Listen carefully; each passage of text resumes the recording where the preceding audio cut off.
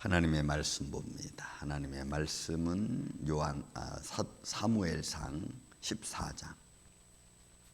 사무엘상 14장 1절부터 6절까지 있는 말씀을 보겠습니다.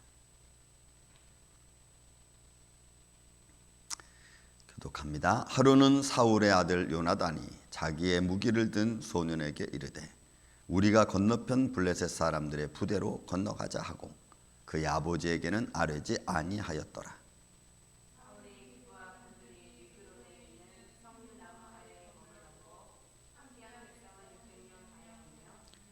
아히야는 에봇을 입고 거기 있었으니 그는 이가봇의 형제 아히두베의 아들이요 비느하스의 손자요 실로에서 여호와의 제사장이 되었던 엘리의 증손이었더라.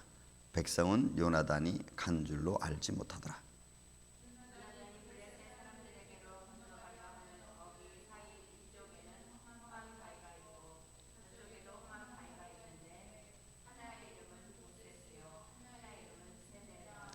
한 바위는 북쪽의 믹마스에 일어섰고 하나는 남쪽에서 게바 앞에 일어섰더라.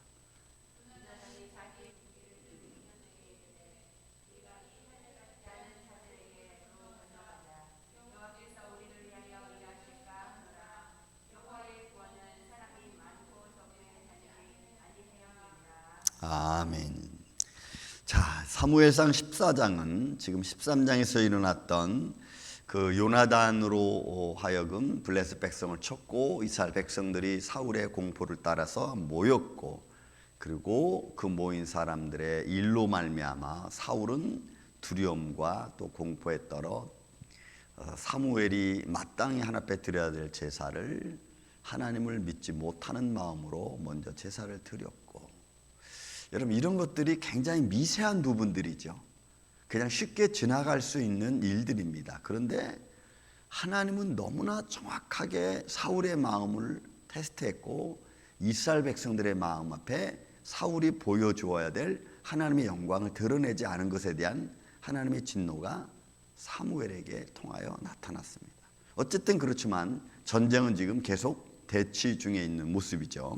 자, 그 중에서 이제 또 대치 중에 있는 가운데 요나단이 또 일을 또 저지릅니다. 자, 본문의 말씀. 사울의 아들 요나단이 자기 무기 든 소년에게 이르되 우리가 건너편 블레셋 사람들의 부대로 건너가자 하고는 마음으로 또 사람들을 데리고 건너갑니다. 근데 거기에 보니까 아버지 사울에게는 아뢰지 않고 일을 지금 추진하고 있는 관계입니다. 사울은 기브아 편들이니까 약간 좀 전쟁의 전방에서부터 조금 뒤로 물러나 있는 거기에 지금 사울은 머물러 있었고, 거기에 머물러 있는 동안에 함께한 백성은 600명 정도밖에 싸움으로 나갈 사람이 없었던 겁니다.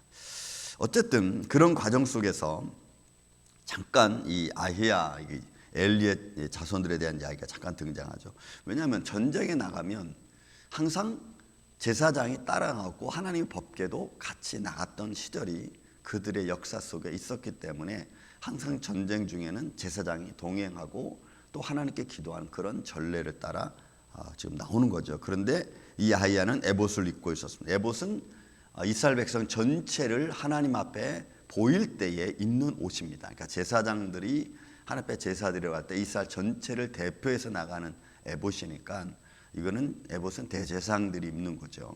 그러니까 아히야가 에봇을 입고 있었다는 것은 이스라엘 전체를 향한 그런 모습을 갖고 하나님 앞에 나갔고 전쟁을 준비한다는 의미가 있는 겁니다.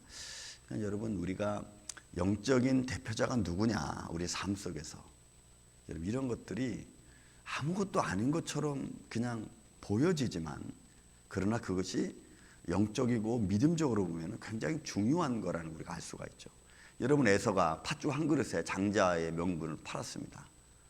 근데 그 장자의 명분을 팔을 때 그 에서가 생각한 게 뭐예요? 지금 내가 배고파 죽겠는데 이거 장자의 명분이라는 게 뭐하냐, 그렇다고 해서 내가 입으로 그래 너 가져 라고 한다고 해서 장자가 바뀌어주는 것도 아니고, 여러분 그렇잖아요. 그 사람들의 생각이 그렇지 않습니까? 뭐 문서를 써서 주고받고 뭐 이런 것도 아니니까. 그런데 그 한마디 때문에, 그런 어떤 관계성 때문에 여러분 하나님으로부터 오는 축복권이, 그런 믿음의 끈이 바뀌어진다는 것은 이건 어마어마한 사건이잖아요. 근데 그 사건을 누가 알겠어요? 그러니까 우리가 말 한마디 한마디 영적으로 하는 말들은, 마음적으로 하는 것들은 굉장히 조심스럽게 해야 된다는 것을 우리가 알 수가 있죠. 왜? 우리는 살아계신 하나님 앞에 나아가는 자들이기 때문에 그렇습니다. 그래서 하나님이 내게 주신 축복권, 하나님이 내게 주신 어떤 영권, 인권, 물권, 이런 것들을 우리가 잘 다스리는 게 여러분 굉장히 중요합니다. 자, 그런데 에봇이 아무튼 아이야가 에봇을 입고 전쟁터에 서 있습니다. 그리고 그는 말하죠. 이가봇의 형제, 여러분 이가봇은 비느하스의 아들입니다. 그 여호수아 사무엘상 우리가 4장 21절에 보면 이가봇이라는 것은 이는 부정적인 의미가 있고 가봇이라는 것은 영광이라는 거잖아요. 그래서 부정적인 의미에서 하나님 영광이 떠났다 그래가지고 비느하스의 아내가 이가봇을 낳고 죽지 않았습니까? 왜? 하나님의 법궤가 블레스 백성들이 다 뺏겼을 당시입니다. 그러니까 뭐 지금은 시간이 벌써 얼마나 흘렀어요? 이때는 사무엘이 어린 나이였습니다. 근데 이제 사무엘이 거의 나이가 많아 죽을 날이 가까이 온 지 얼마 안 남았고, 그럼 시간이 벌써 보통 한 3, 40년 이상은 흐른 걸로 우리가 보죠. 그 이상을 우리가 봐야 됩니다. 왜? 사무엘의 나이가 벌써 오래됐으니까. 그러니까 벌써 길은 오랜 시간 속에서 여러분 이가봇도 이제 자라났고, 아마 이가봇도 뭐 그 정도 나이가 됐겠죠. 사무엘하고 얼추 뭐 그렇게 큰 차이는 나지 않았을 겁니다. 형제 아이두베, 이가봇의 형제 아이두베 아들이고, 그러니까 이 아히야라고 하는 사람을 소개하고 있죠. 비느하스의 손자고, 그다음 실로에서 여호와의 제사장이 되었던 엘리의 증손이었던 이 아히야. 그리고 백성은 요나단이 간 줄을 알지 못하더라. 그러니까 지금 상황이 어떻게 됐어요? 요나단은 모든 사람들한테 알리지 않고 지금 자기 무기든 자기 그 소년과 자기와 함께 지금 간 거예요. 그런데 그 요나단이 가는 마음이 오늘 6절에 나와 있습니다. 환경적으로 보면 상황적으로 지금 잠깐 설명하고 있는 것이 이제 4절, 5절인데 이 상황도 그렇게 멀지 않습니다. 왜냐하면 두 사람이 예를 들어서 전쟁터에 나가서 적군에게 들어가는데 뭐 얼마큼 뭐 1km, 2km 떨어져 있겠어요? 여러분 그렇지 않아요. 이스라엘 백성 성리순례 가보면은 이런 골짜기가 정말 뭐 한 2, 30분이면은 갈 수 있는 곳들입니다. 그리고 가까이 있는 곳들이에요. 그러니까 그런 곳에서 대처하고 있으니까 그냥 뻔히 다 내려다 보이는 그런 곳들이죠. 그런 곳입니다. 자, 거기에서 여러분 이제 6절에 있는 말씀이 사실은 요나단이 지금 적군에 들어갈 때 가졌던 마음의 믿음의 모습이죠. 자, 이 모습을 사울이 좀 가졌어야 되는 거 아니겠어요?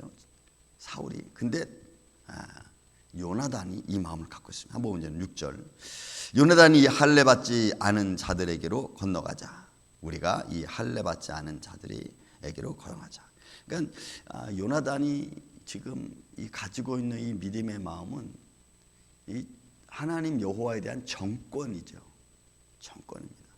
어디서 이런 믿음의 마음을 가졌는지를 우리가 쉽게 알기는 어렵지만은 어쨌든 이 사울의 아들 요나단이 가졌던 이 마음은 이게 최고의 마음입니다.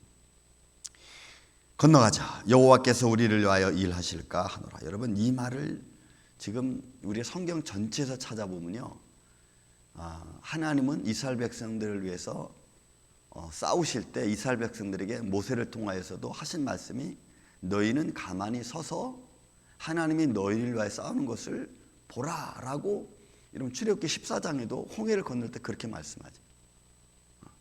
하나님이 너희를 위해서 어떻게 하시는지 너희는 가만히 서서 보라는 거예요. 근데 그런 말을 지금 요나단이 한다는 거죠. 여호와께서 우리를 위하여 일하실까 하노라.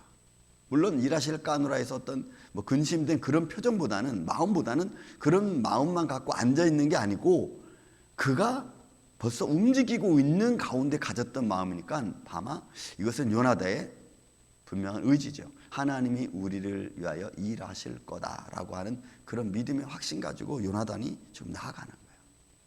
그래서 여러분 우리는 눈으로 보이는 것이 다가 아니죠. 우리는 보이지 않는 하나님의 세계를 바라보며 달려가고 있는 사람들이니까 하나님이 일하시는 것을 우리는 보고 또 하나님이 역사하시는 것을 보고 감사하고 기뻐하고 영광과 찬양을 드려야 될 줄로 믿습니다.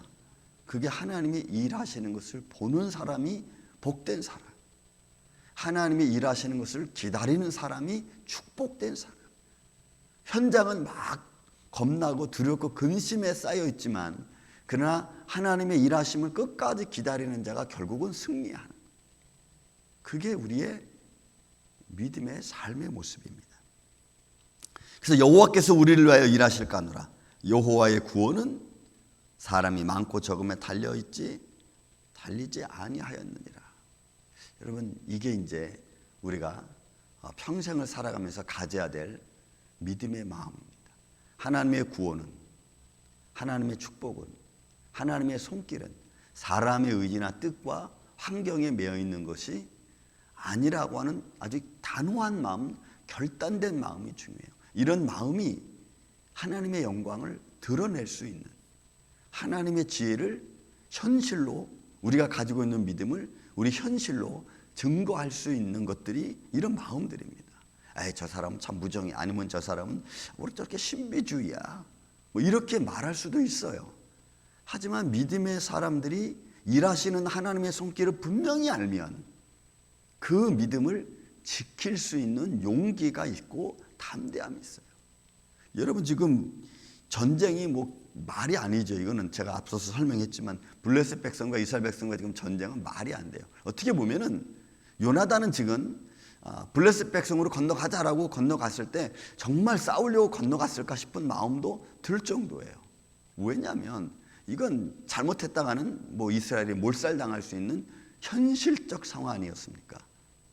그런데 요나단의 마음속에는 하나님이 우리를 위하여 싸우실까?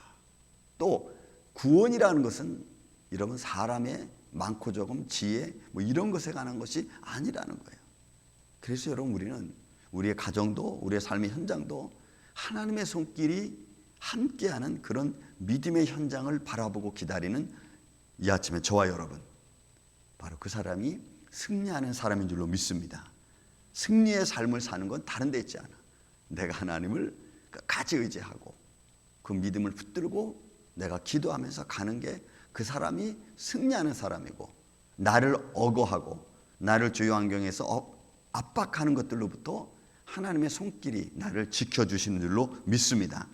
그런 믿음의 삶의 소망이 오늘 저와 여러분과 함께 있어서 이 하루도 승리하고, 하나님이 오늘도 나를 위해서 어떤 기적과 표적의 역사를 이루시는지, 우리 교회를 위해서 어떤 역사와 기적을 표적을 이루시는지, 내 손길을 통해서 어떤 기적과 표적을 이루시는지, 아니면 내 믿음의 발걸음을 통해서 내 간절한 기도를 통해서 어떻게 하나님의 축복의 손길이 내게 임하는지, 우리 교회에 임하는지, 여러분 우리가 똑똑히 바라보면서 믿음으로 승리하며 살아가는 이 아침에 저와 여러분이 다시 한번 되시기를 예수님의 이름으로 축원을 드립니다. 사랑과